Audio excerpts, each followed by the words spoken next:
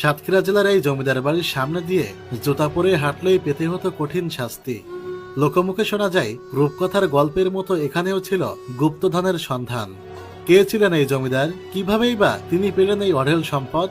সবকিছু জানতে হলে ভিডিওটি শেষ পর্যন্ত দেখুন। এমন সুন্দর ভিডিও নিয়মিত পেতে আমাদের পেজটি ফলো করুন। বাংলাদেশের দক্ষিণ পশ্চিমাঞ্চলের প্রাকৃতিক সৌন্দর্য আর ঐতিহ্যের ভান্ডার সাতক্ষীরা জেলা। এই জেলার শ্যামনগর উপজেলায় দাঁড়িয়ে আছে এক সময়ের ঐশ্বর্য আর গৌরবের প্রতীক শ্যামনগরের জমিদার বাড়ি। আজ এটি ভগ্নপ্রায়, কিন্তু এর ভেতরে লুকিয়ে আছে এমন সব ইতিহাস ও রহস্য যা দর্শনার্থীদের মনে এক অন্যরকম কৌতূহল জাগায়। এই প্রাসাদের প্রতিষ্ঠাতা ছিলেন জমিদার হরিচরণ রায়চৌধুরী। তিনি শুধু একজন ধনবান জমিদারই ছিলেন না, ছিলেন দানশীল, দূরদর্শী ও সংস্কৃতিমনা মানুষ।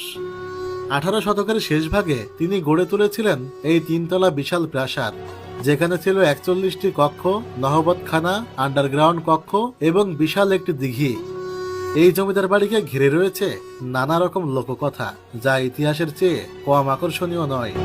জনশ্রুতি আছে, জমিদার হরিচরণ রায়চৌধুরীর মা স্বপ্নে নাকি গুপ্তধনের অবস্থান পেতেন। সেই স্বপ্নের নির্দেশনায় হরিচরণ খনন করে একের পর এক গুপ্তধন উদ্ধার করেন।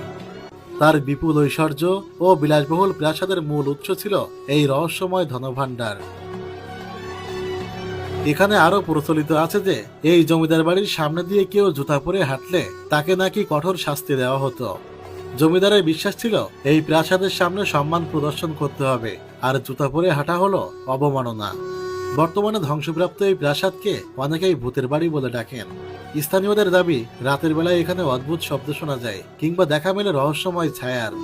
এই বিশ্বাসই এই বাড়িটির রহস্যময় আবহকে আরো ঘনীভূত করেছে। আজ এই জমিদার বাড়ির গায়ে কেবল ভাঙা ইটের স্তূপ, ধসে পড়া দেওয়াল আর বটগাছের শিকড়। প্রাসাদের ভিতরে জঙ্গলের আবাস, আর বাইরে কৌতূহলী মানুষের ভিড়।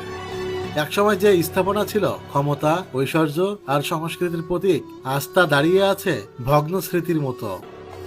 যদি সরকার ও স্থানীয় প্রশাসন উদ্যোগ নেয়, তবে এই জমিদার বাড়িকে সংরক্ষণ করে পর্যটন কেন্দ্র হিসাবে গড়ে তোলা সম্ভব। সুন্দরবনে যাওয়া দেশি বিদেশি পর্যটকদের জন্য এটি হবে ইতিহাস ও রহস্যের এক অনন্য আকর্ষণ।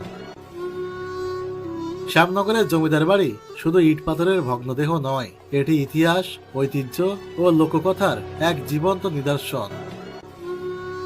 গুপ্তধনের গল্প, কঠোর নিয়ম আর রহস্যময় পরিবেশ সব মিলিয়ে এটি মানুষের মনে অমলিন ছাপ ফেলে।